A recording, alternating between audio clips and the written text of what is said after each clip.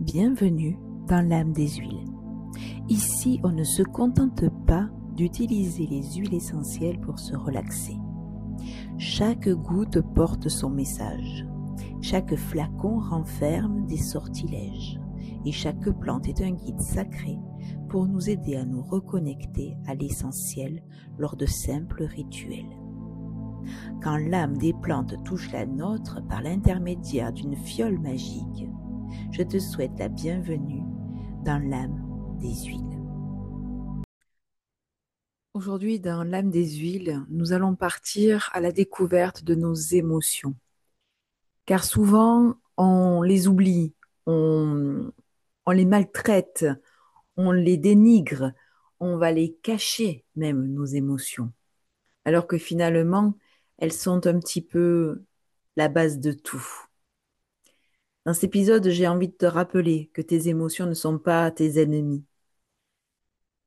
Je me souviens petite que je ne pleurais que d'un côté, le côté où on ne me voyait pas. Parce que j'ai été élevée dans des croyances limitantes comme quoi il ne fallait pas pleurer, il fallait être forte, il ne fallait pas montrer sa faiblesse, sa tristesse. Résultat, c'était la colère qui prenait le dessus.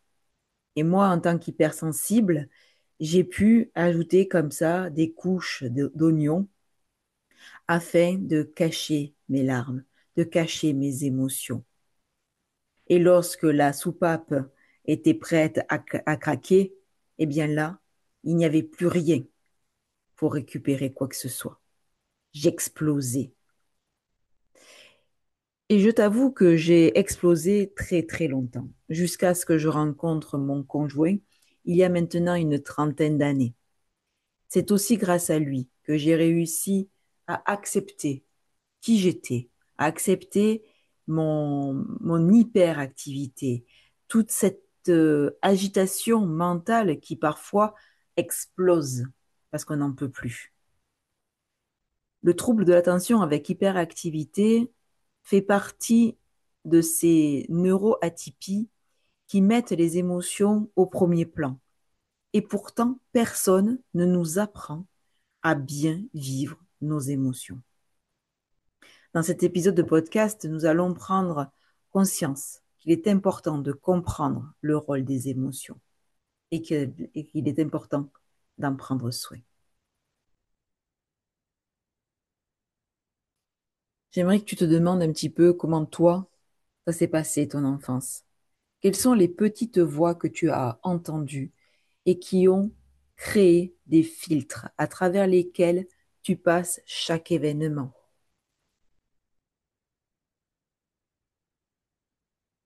Cela t'amènera à comprendre un peu plus le rôle de tes émotions. Émotion, c'est une énergie qui est en mouvement. C'est celle qui t'informe qu'il y a quelque chose qui ne va pas.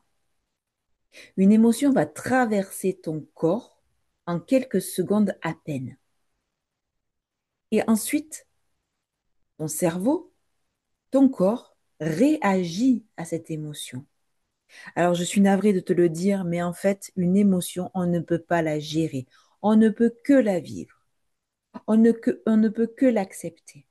Parce que si on refoule cette émotion, alors tout va venir réactiver cette émotion. Et c'est comme ça qu'en réactivant encore et encore ton émotion, eh bien, tu vas laisser le mal-être s'installer. Et plus tu laisses ton mal-être s'installer, et plus ce sera compliqué de le désamorcer. Voyons un petit peu lorsque tu ressens de la colère. Eh bien, souvent, c'est parce qu'on t'a manqué de respect ou alors tes limites n'ont pas été respectées. Tu t'es laissé bafouer ou alors tu ressens de l'injustice. Et parce que tu n'arrives pas à verbaliser, eh bien, cette émotion-là est en train de grandir en toi. Une émotion n'est ni mauvaise ni bonne, mais elle a besoin réellement d'être vue et entendue. Quand tu sens la colère monter, alors tu sais que tu as besoin plutôt d'être reconnu, d'être autonome et de sentir une équité de traitement. Si tu veux savoir quelles sont les huiles essentielles qui vont pouvoir t'aider en tant que... Si tu veux savoir les huiles essentielles qui vont t'aider au niveau de ta colère, eh bien, je t'invite à rester connecté jusqu'à la fin du podcast. Lorsque tu te sens triste, c'est souvent parce que tu te sens déçu, parce que tu viens de perdre quelque chose, parce que tu as la nostalgie du temps passé. Et parfois, c'est aussi parce que tu te compares à d'autres personnes. Donc, ton besoin n'est pas comblé. Et donc, à ce moment-là, eh bien, peut-être que tu as besoin de te sentir soutenu et donc de verbaliser cela. C'est très important de trouver les mots qui te conviennent pour expliquer l'état émotionnel dans lequel tu te trouves. Là, j'ai ressenti de la tristesse parce que quand on ressent de la peur, c'est souvent quand on se retrouve dans une situation que l'on ne connaît pas. Nous ne savons pas comment gérer cette situation. C'est inconnu, c'est inconfortable. Nous sommes dans l'incertitude. Il y a trop de choses. Notre cerveau est submergé. On se sent menacé, vulnérable. On ne se sent plus en sécurité. On a besoin de reprendre le contrôle et de prévoir davantage ce que l'on va pouvoir faire.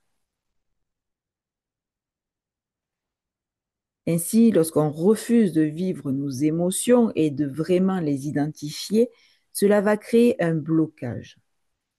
Et ce blocage va être, encore une fois, comme je te disais tout à l'heure, réinformé, englobé dans ta façon de gérer ta vie. Alors, quelles sont les huiles essentielles qui vont pouvoir t'aider? Je vais t'en dire quelques-unes, mais sache que le 28 octobre, j'anime une masterclass sur quelles sont les huiles essentielles dont a besoin ton cerveau et tes émotions. Voilà. Donc, je te mets le lien en dessous de l'épisode pour que tu puisses venir t'inscrire. C'est totalement gratuit. C'est juste sur inscription. Déjà, il faut savoir que tes émotions sont gérées par une partie de ton cerveau qui s'appelle le cerveau limbique. Il gère également la mémoire.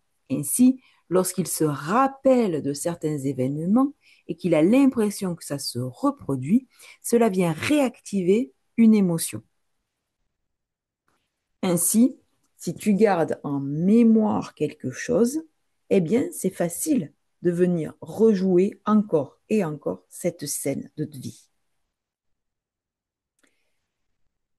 Ainsi, lorsque l'on se sent vraiment dans une émotion et que l'on a besoin de mieux gérer notre réaction, les huiles essentielles vont pouvoir nous apaiser dans ces moments-là.